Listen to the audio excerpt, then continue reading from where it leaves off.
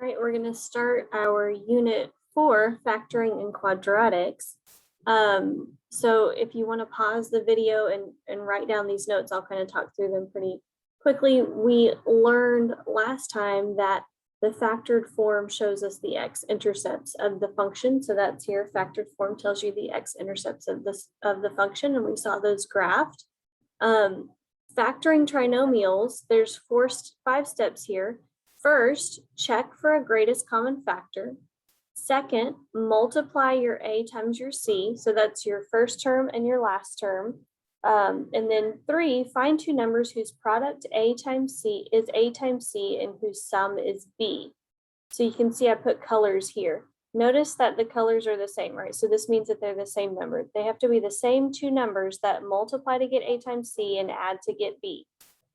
What do you do with those numbers? You split the middle term, and then you factor by grouping. So here's our example right here, and I want to show you these. So if you need to pause the video, I'm going to move it out of the way.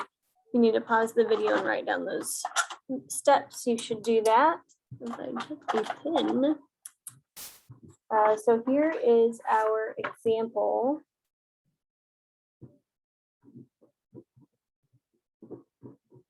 Our example is 3x squared minus 16x minus 12. So I'm going to follow my first step, which is check for a greatest common factor.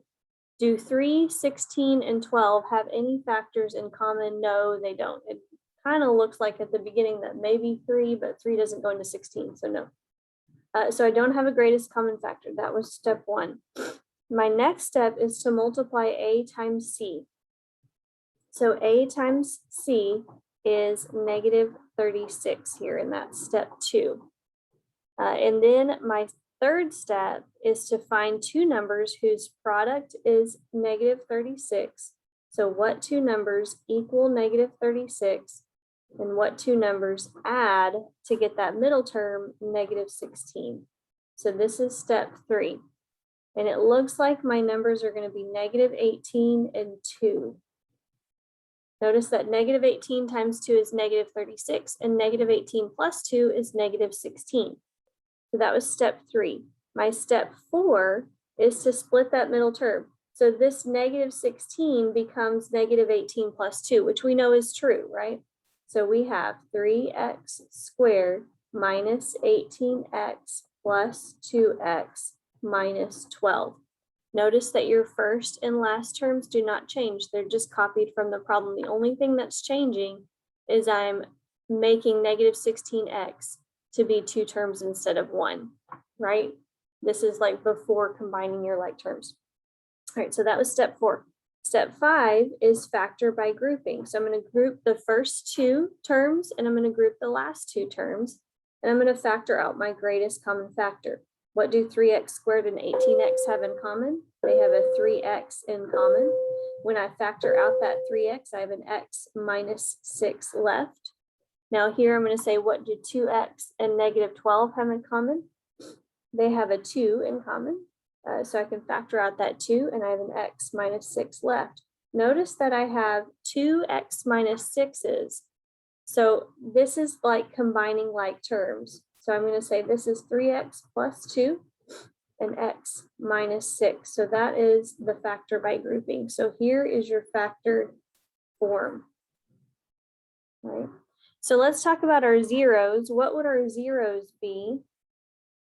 Our zeros here would be negative 2/3 and positive 6. So those would be our x-intercepts for our function, right?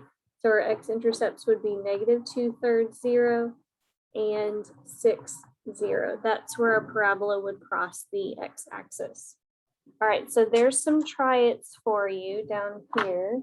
So here's those steps just written out, and here's 4 try-it function or try-it quadratics. So go ahead and try these.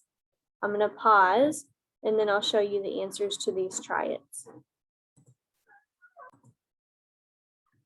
Okay, so I totally botched those first 2 examples. Let's do these 2 examples instead. So if you need to pause and write these down, we're going to do these together. So let's look at our number 1. So number 1 says x squared minus 10x plus 25. Notice that our a times c, our a value is 1 here. So a times c is 1 times 25. So it's going to be 25, right? So I want to know what multiplies to get 25 and adds to get negative 10, right? So we're going to say this is x squared minus 5x because that number is what multiplies to get 25 and adds to get negative 10. So multiplies to get a positive, adds to get a negative. Those have to be same sign, right? Plus 25. So I'm going to split my middle term. It's negative 5 and negative 5. So my middle term splits to be negative 5 and negative 5. Group your first two, group your last two. Notice that all I can take out here is an x, so I have an x minus 5. Look here, this is a negative 5. Whenever you have a negative in front, you want to take out that negative number, right? So I'm going to take out a negative 5, and what happens? It changes my signs in here. That's good because we want these to be matching.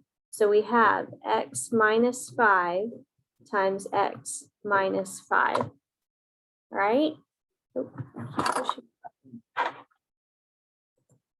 There we go. So that's your factored form, x minus 5 and x minus 5.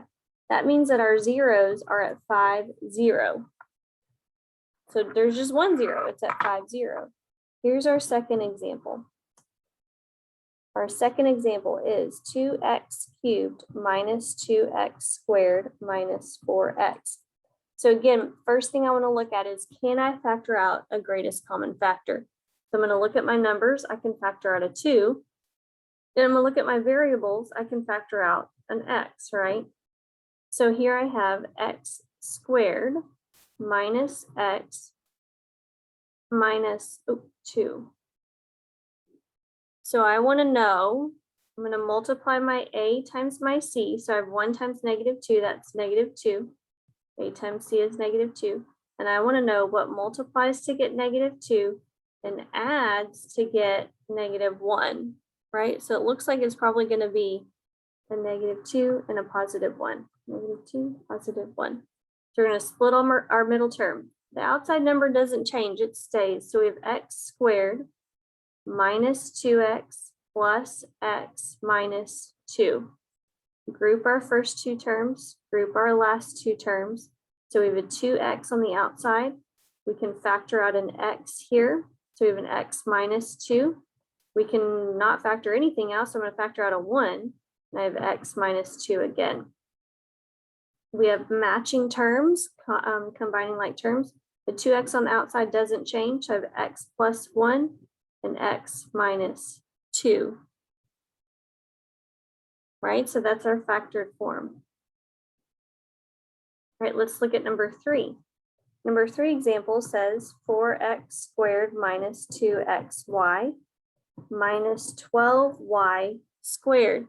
So can I factor anything out? Is there a greatest common factor? Yes, there's a 2. So once I factor out the 2, we have 2x squared minus xy minus 6y squared. All right, so now I'm going to multiply my a times my c. A times c is negative 12.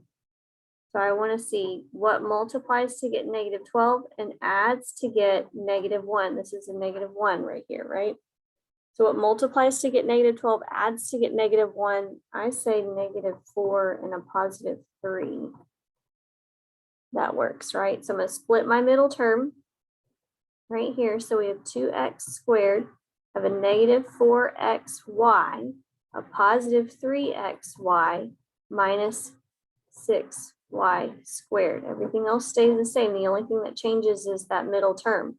I'm splitting it into two terms, right? So notice they have to have the same variables on the end, the x, y. All right, so let's group our first two, group our last two. 2 stays the same on the outside. What can I factor out of my first two terms? It's a 2x. So I have an x minus 2y. What can I factor out here of my last two terms? I can factor out a 3y. So we have an x minus 2y again. That's great because we want these to match. So we have a 2 on the outside. That doesn't change. We factored that out earlier. A 2x plus 3y. And then we have an x minus 2y, like combining like terms. All right, so that's your factored form there. Right here, let's look at number 4. Number 4 says 9x cubed minus 20x squared plus 4x. Can we factor anything out first? Yes, we can factor out an x. So we have 9x squared minus 20x plus 4. Multiply your first and last terms. We have 36, the positive 36. So we want to know what multiplies to get positive 36 and adds to get a negative 20. So think again, adding to get a negative, multiplying to get a positive, they've both got to be negative numbers, right? So let's see what multiplies to get 36. I have 9 and 4, 6 and 6, 12 and 3, 18 and 2. That's it. 18, 2. Right? So we'll split the middle term. Splitting our middle term becomes negative 18x, negative 2x. Everything else stays the same. Even that x on the outside. All right, now we're going to group our first two, group our last two. So we have, what can we take out of 9x squared and negative 18x? We can take out a 9x. So we have an x minus 2 left. Notice there's a negative in front here. So we're going to take out a negative 2.